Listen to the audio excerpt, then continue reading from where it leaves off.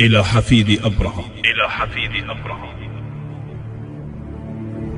امسح عيونك جيدا لأريك أسوار تلابيب أو أمريكا، لتوجه الصاروخ مشتعلا لها وبألف رأس كافر يأتيك. أظننت مكة بعض أمريكا، كما إحراقها أو هدمها يرضيك. صاروخ حقدك جاءها متعطشا للهدم والتدمير كي يرويك. أو تهدم البيت الحرام وتدعي الإسلام، فاخسأ لا أبا لأبيك. هي كعبة الرحمن ليست موقعا للحرب والأجناد كي يؤذيك. هي للصلاة وللطواف وللهدى، عن قدرها قرآننا ينبيك.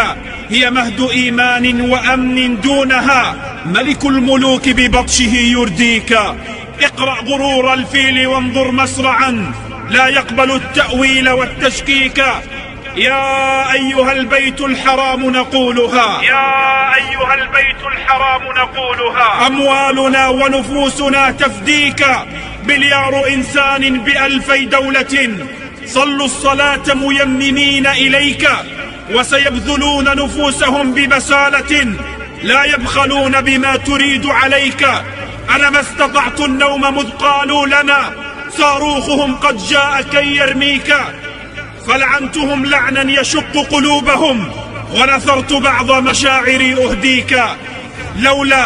لولا بأني تحت وطأتهم وبي من حقدهم والمكر ما يبكيك، لنحرتهم نحر الجزور بأحرفي، وأتيت من أكبادهم أسقيك.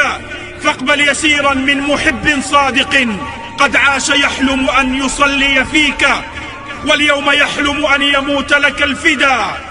والله من شر العدا يحميك.